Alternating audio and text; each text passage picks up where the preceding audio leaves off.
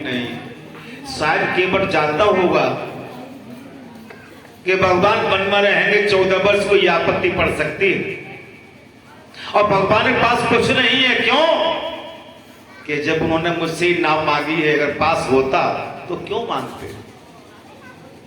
ये अंगूठी इनके काम में आए। धन्य है केवट, तेरा भाव, तेरे भाव ने आज भगवान को पिघला करके रख दिया है। भगवान ने कहा केवट भैया समय न लगाओ। फिर प्रभु क्या करूं कि हम चलते हैं, विदाई दो। आज केवट रो रो करके प्रभु से कहता है नाथ, आज मैंने सब कुछ पा लिया, मैंने आज क्या नहीं पाया है। मेरे इतने जन्म थे, मैंने जन्म जन्म की आज मजदूरी को ले लिया है। तो क्या मजदूरी है? भगवान के चरणों का चरणामृत, बस यही मजदूरी। यही भाव हमारा होना चाहिए। प्रभु की चरण कमल की रज अगर मिल जाए तो फिर इससे बड़ी मजदूरी और क्या हो सकती। अब केवट यहां से भगवान को विदा करता है और भगवान केवट से विदा होकर के आगे बढ़ते हैं। आइए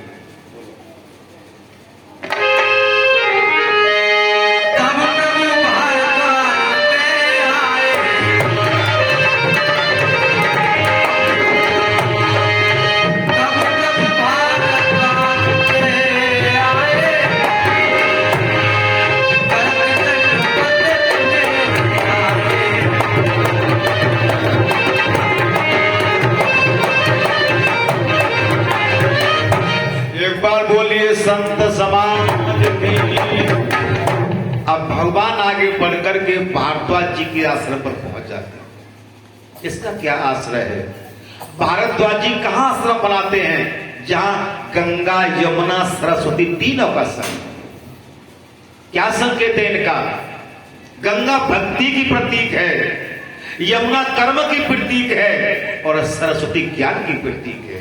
अर्थात जहां भक्ति, कर्म और ज्ञान सभी हो तो भारद्वाज जैसे ऋषि का आश्रम वहीं पर होता है और वहीं से मार्गदर्शन मनुष्य को मिलता है। आज भगवान वहीं पहुंच जाते हैं।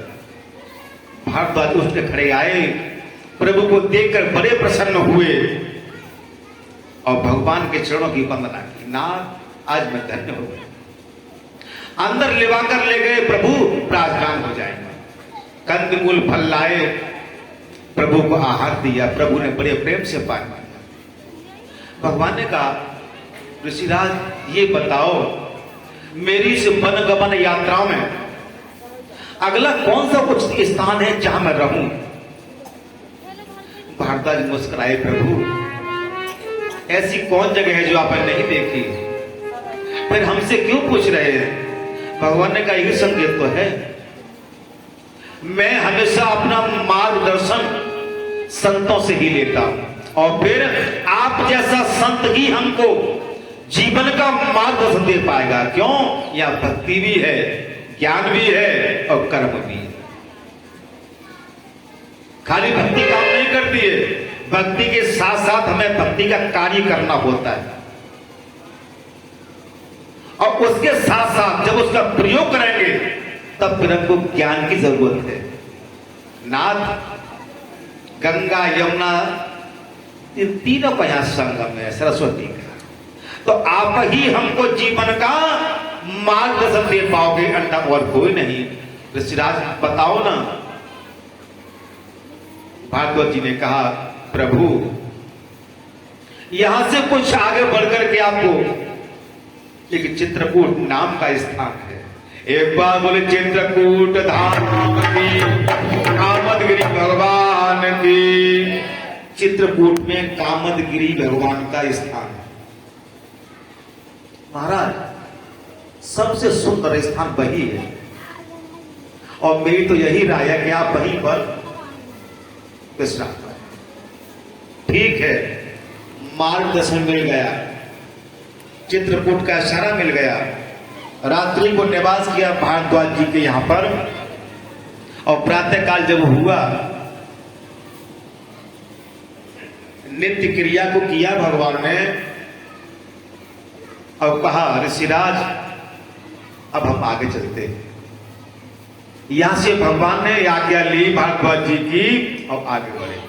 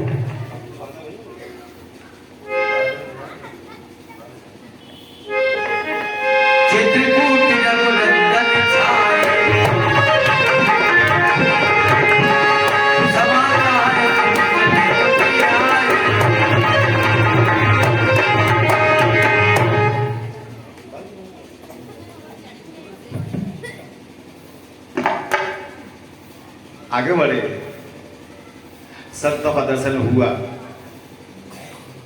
वाल्मीकि जी मिलते हैं। ये वही वाल्मीकि हैं जो बचपन में इनका नाम था रत्नाकर। अब लोग कुछ हैं, लेकिन ये जो प्रचेता ब्राह्मण थे उनके बेटा हैं। सूत्र में से शादी की, सूत्र उत्पन्न हुए। अब इनका वही कर्म हो गया चोरी करने का। लेकिन याद रखो भगवान कृपा करते हैं। एक बार ये जंगल में बैठे हुए थे, सप्तऋषि मंडल आता है और 7 ऋषियों को इन्होंने पकड़ के इकट्ठा कर लिया। बोले बाबा निकाल क्या है? संतों ने कहा भैया हमारे पास क्या है, हमारे पास खाली कमंडल है। भाई लाओ, यही लाओ, कुछ तो बिकेगा।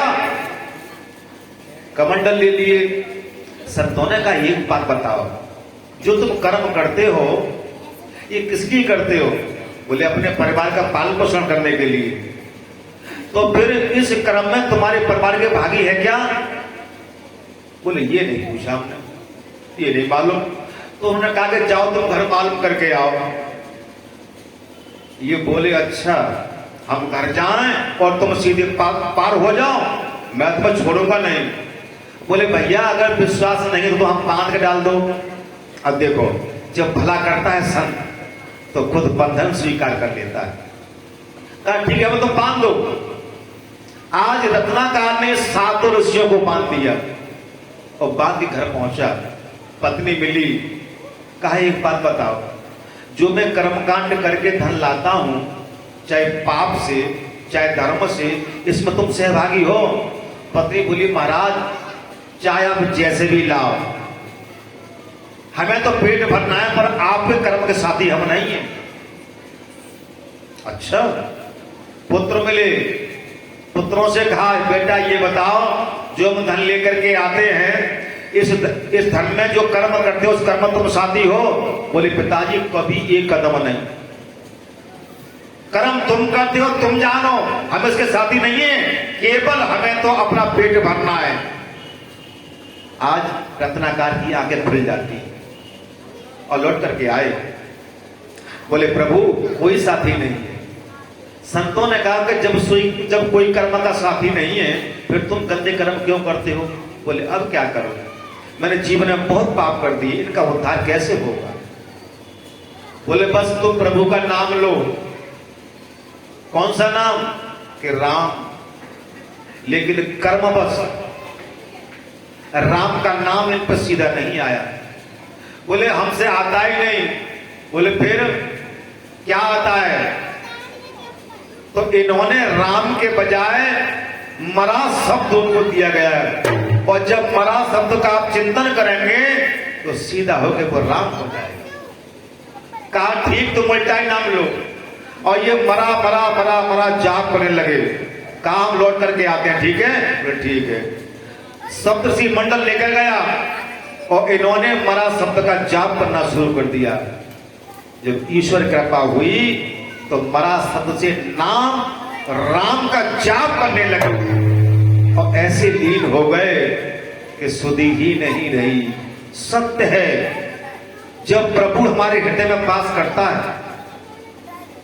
और जब राम हमारे अंदर आता है तो सारी काम वासनाएं दूर